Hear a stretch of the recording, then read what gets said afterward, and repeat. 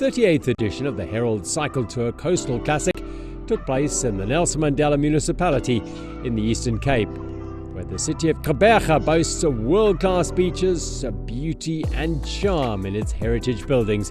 It's an ideal setting for a world-class road race. This means a lot to us as a city, the Nelson Mandela Bay Metro Municipality, because we are a city that prides itself with action. We want to make this city the capital city of sport, and Herald Cycle Tour adds to that as one of the oldest tours in South Africa. A day before the race, there was feverish activity at the race village on Pollock Beach, with the riders taking part in a spinathon to raise funds for the Smile Foundation. So the Smile Foundation is one of the charities and beneficiaries of the Herald Cycle Tour, and we've got a spinathon happening here at the registration tent. We've got 50 bikes on every hour where people come and support. We're just having fun, creating awareness and raising funds for the Smile Foundation. The beneficiaries are the children of the Eastern Cape who are in need of plastic and reconstructive surgery. So because of this event, we are able to create more smiles and put forever smiles on children's faces.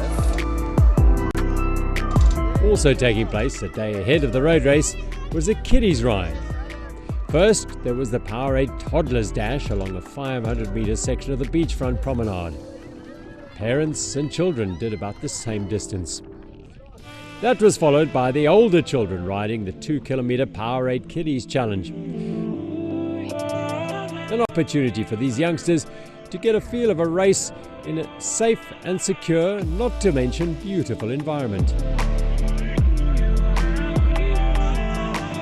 These are the future Herald Cycle Tour riders who will no doubt watch mum and dad do their thing the following day.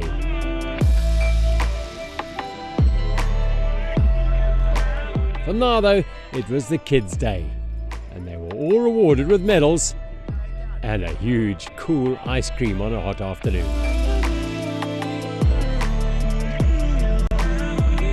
Well before sunrise the next morning, the hum of rollers competed with the waves on the beach as riders prepared for the big race.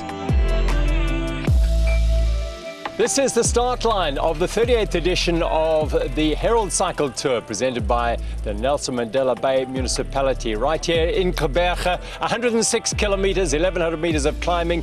The defending men's champion Tiens van der Bank and his Realty Dynamics team is here. Haley Preen is the defending champion in the women's field, and we've got thousands more riders doing the 106k and a 55-kilometer race. It's going to be a spectacular day's racing, and we'll see if Nolan Hoffman can win it once again, because he's here as well. It's the vastly experienced sprinter, first won the race in 2006, and the last of his multiple victories came in 2019. The Aluwani team also had 2022 winner Reynard Butler in their lineup. Cape Town-based team Kinetic Pro had plenty of strong men, while late entry saw the powerful TG Pro cycling team also lining up. Tiens van der Bank, last year's winner, was part of a strong Realty Dynamics team up from Cape Town. Looking at the wind at the moment, I think it's definitely going to play a role in the race, and then I think there will be a bit of a tailwind up the big climb for the day, and then coming in with a cross headwind, so I think it's going to be a hard race at the end. Sydney, you're looking to double up here?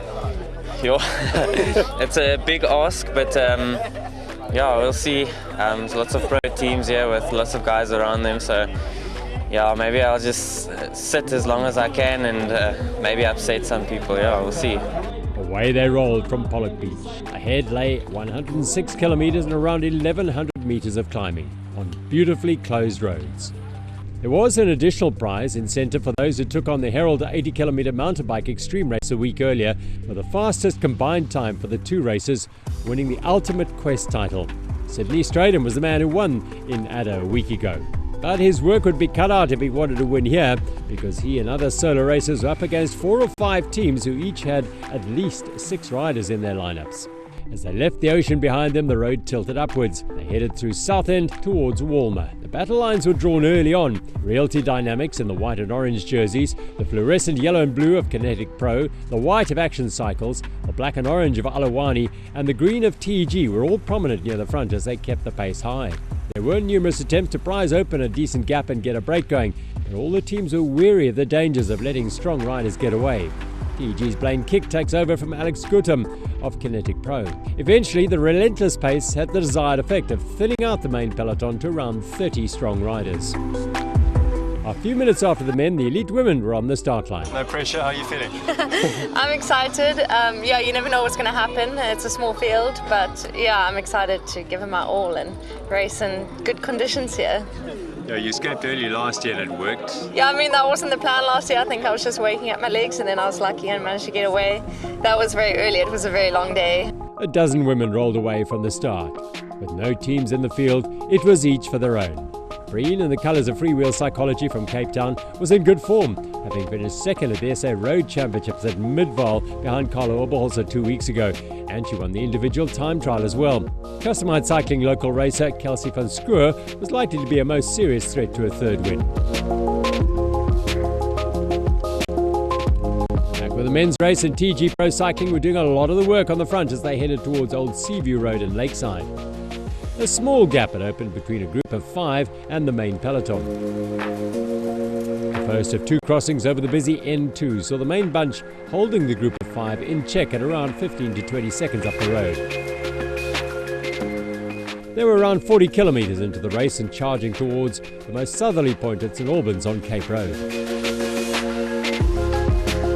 Warren Mulman and Emil van Niekerk of TG and Weinand Hofmeyer in the blue for ASAP.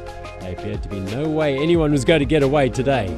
So for the time being in the men's race, it was something of a stalemate, each team watching the other very closely. Meanwhile, in the women's race, a first show of intent from Hayley Breen. Kelsey van Schoor digs deep to match her. Juanita McKenzie of Action Cycles in third. But van Schoor's day was soon to turn sour. A hand up indicating she had a mechanical issue, which turned out to be a malfunctioning electronic shifter. She would lose copious time and the chance to fight for a home win. Breen was out on her own now, taking the right-hander at speed. The 25-year-old from Hart Bay spent the last 2 years racing in Europe, but is hoping this year to take up an invitation to join the lucrative Lifetime Grand Prix Gravel Series in the United States.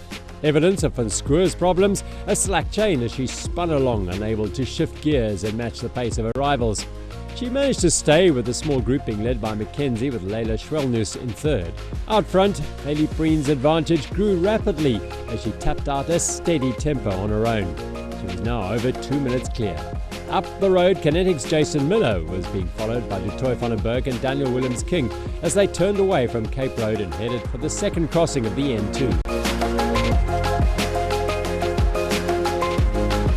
TSA Commissaire Dennis Human keeping an eye from the East Cape Motors Ford. Warren Mulman had a dart off the front, but ASAP's Williams-King was not letting him go. A swing right in towards St Albans, and then a high-speed descent. They were dropping down towards the coast and the Maitlands region. The Maitlands climb is the king of the mountains. A small factor in the race, but an opportunity for a little pocket money and some bragging rights. And Realty Dynamics' Neil Rousseau took the bonus ahead of TEG's Jason Eggett. They were now on the coast at Seaview, around 65 kilometres into the race. Eggett of TEG and Rousseau of Realty Dynamics doing the heavy lifting for their teams. This was a crucial phase in the race through Sardinia Bay as the teams tried to set up their riders for the fast and flat run to the line to come. Kinetic Pro Cycling had moved riders up the line. ASAP and Blue were also prominent as they swung off Sardinia Bay Road and into Victoria Drive, which would lead them to Schoenmakers Korp and then on to Marine Drive. Hayley Breen was once again, for the second year in a row, on her own in the women's race at the Herald Cycle Tour. The chase was now down to 2 riders, Juanita McKenzie and Leila Schwellnuss, after Kelsey van Schoor's issues got the better of her. Breen is heading to the African Championships in a few weeks' time, and in this form she could be a contender to bring home medals for South Africa. She hoovers up the Queen of the Mountains hotspot along the way. Schwellnuss led McKenzie past the boisterous East Cape Motors water point at the top. Behind them were big bunches of riders competing in the various different age categories. Prominent among them the VA, VB and VC riders, the veterans from 30 up to the age of 45 years. Each of these groups is highly competitive. They're working men trying to put one over their friends and training partners. Wayne Bolton doing a big pull on the front of this train. He's riding to raise funds and awareness for rhino conservation through the One Land Love It initiative. A standout feature of the 2024 Herald Cycle Tour, Nelson Mandela Bay was blessed with a warm, sunny and still day, which made for happy cyclists all day long. quite nice. Just on the Maitland's Hill, I start cramping up. And then I bonk out. The Relay EMS Services water point catered for tired bodies and broken bikes, it seemed. The big bunch was charging along Marine Drive. Any one of a dozen riders could win it from here, including this man Nolan Hoffman, who was still in the bunch. Realty Dynamics, ASAP, Kinetic and TEG were well placed in the pace line as they passed Humewood. It was going to be a sprint finish. Realty Dynamics got their lead-out train in fine position and dropped off Hanru Geldenace to take a very impressive first win. I don't think it's sunk in yet. It's going to take a while to embrace it, but I mean, it's awesome moment. Yeah, definitely going to go down in my own little history book. While Hanru and his teammates celebrated a big win, back on the road, riders were keeping a good pace in the perfect weather. Local residents came out to cheer them along the way. This was a day of real celebration of the sport of cycling in Nelson Mandela Bay. Rolling road closure, perfect weather, and sensational sea views. This really is one of the most scenic races in the land. In the field were a select few who'd done more than 20 of the 38 that have been ridden, and those who reached double figures are rewarded with a permanent green number. With a gap to leader Preen too big to manage, Jonita McKenzie and Leila Schwellnus stepped up the gas a little bit to fight it out for second place. Up ahead, Hayley Breen was putting the finishing touches to another supreme ride and victory at the Herald Cycle Tour.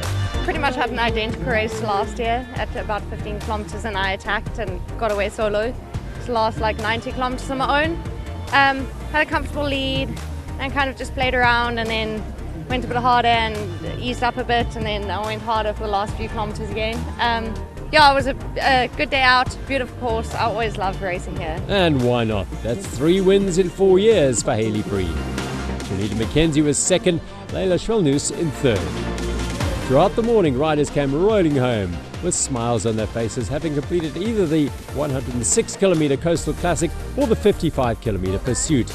And each had a story to tell. I cramped up, so I didn't quite make the podium, but you know, next year we're going to be there. I'll wait till the 3rd place, and then right at the end I'm just going to push it and then win. It's been a fantastic day. I think, as you can see, the sun is shining. It's really just been, the weather gods were smiling on us today at Nelson Mandela Bay. Yesterday was a bit windy, so you know, we were a bit worried.